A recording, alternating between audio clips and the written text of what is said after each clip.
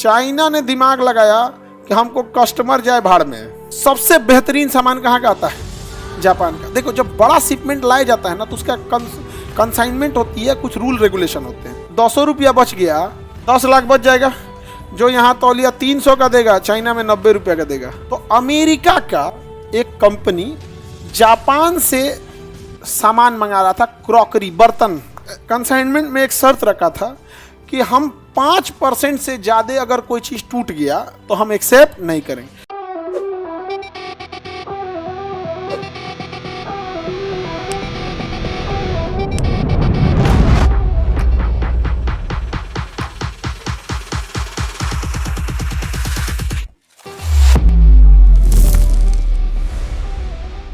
Shanghai China का सबसे बड़ा शहर। सबसे बड़ा कपड़ा मार्केट कहाँ है? शंघाई में। शंघाई में एक कपड़ा मार्केट। एशिया का मैनचेस्टर शंघाई, एशिया का मैनचेस्टर शंघाई। तो यहाँ पे कपड़ा मार्केट बहुत बड़ा है। समझ में आ गया कि नहीं आ गया? अब जैसे किसी को तौलिया चाहिए 1 लाख पीस, मोटा वाला तौलिया जो हम लोग यहाँ 250-300 का मिलता है, 1 लाख पीस अगर उसको तौलिया चाहिए तो अगर उसको 200 रुपया बच गया तो 10 लाख बच जाएगा। जो यहाँ तौलिया 300 का देगा, चाइना में 90 रुपया का देगा। तो कहाँ जाएगा? चाइना। चाइना ने दिमाग लगाया कि हमको कस्टमर जाए भाड़ में, हमको कस्टमर को पकड़ना ही नहीं है, हमको बिजनेसमैन को पकड़ना है। अभी बताओ, किसी बिजनेस, अभी आप अपना तौलिया का होलसेल खोलना है तो आप यहाँ बनवाइए कि चाइना से लेके चले? बस ले के आ जाएगा, आप दे देगा उसको, और कोई झमेला नहीं। आप पेमेंट कीजिए, आपका सामान लद के यहाँ पे पटना पहुँचा देगा वो, कोई झमेला नहीं। उसका एक डिपार्टमेंट है ट्रैकिंग का, पहुंचा कि नहीं पहुंचा, पूरा जिम्मेदारी के साथ पहुंचा देगा। अपने ऐसा कुछ नहीं, कोई सामान रिजेक्ट देगा नहीं, और रिजेक्ट दे दिया तो रिजेक्ट देता ही नहीं है, रिजेक्ट दे दिया तो वापस कर देगा। लेकिन जापान वाले अलग लेवल के होते हैं सर। सबसे बेहतरीन सामान कहाँ का आता है? जापान का। देखो, जब बड़ा शिपमेंट लाया जाता है ना तो उसका कंसाइनमेंट होती है, कुछ रूल रेगुलेशन होते हैं कि अगर सामान, सपोज कीजिए कोई चीज़ 1 लाख पीस आ रहा है तो उसमें 1 आध तो टूट सकता ही है। अब वो किसकी गलती से? तो कई बार कंपनियां कहती हैं कि हम 10% से ज़्यादा डिफेक्टेड नहीं लेंगे। तो अमेरिका का एक कंपनी जापान से सामान मंगा रहा था, क्रॉकरी, बर्तन मंगा रहा था, क्रॉकरी मंगा रहा था।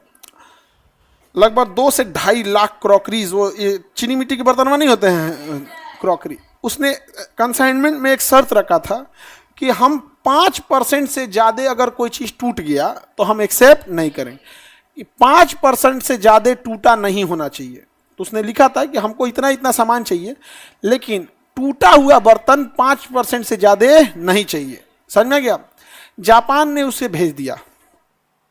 जापान ने क्या किया? भेजा, लेकिन 2 ठो कंटेनर भेजा। एक में उसका सामान था जो 100% सही था। उसके बाद जापान वो जो 5% टूटा हुआ था ना, वो अपनी कंपनी में तोड़वाया, और तोड़वा के पैक किया और भर के भेज दिया। और फिर एक लेटर लिखा कि हमें ये समझने में दिक्कत हो रही है कि टूटे बर्तनों का आप करेंगे क्या। आप समझो जापान का प्रेसिजन, जापान की सिक्योरिटी क्या होती है। उसको कहा कि हम भेजेंगे तो टूटेगा कैसे? टूटने का सवाल ही पैदा नहीं होता है। तो उसे लगा कि शायद इसे टूटे बर्तनों का काम है, तो इसने फैक्ट्री में तोड़वाया और फिर पैक करके बनाया। कहा कि ये 5% ही है और टूटे हुए बर्तन है, लेकिन आप इसका करिएगा क्या? अमेरिका वाला माथा पकड़ लिया। ये भाई साहब, कोई इतना भी समझदार कैसे हो सकता है? जापान के सड़क की नालियां जो होती है ना, उसमें मछली रहती है, सीबीएसई वाली मछलियां। सीबीएसई वाली नहीं मछलियां होती है सब, जो हाँ कम खाती है सब। तनी देसी मछलियां को दे दो ना, तनी यहाँ पे दूसर की खा जाएगी।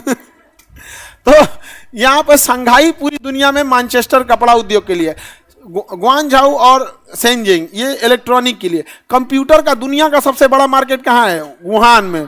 कोरोना कहाँ से फैला था? कहाँ से फैला था? वुहान से।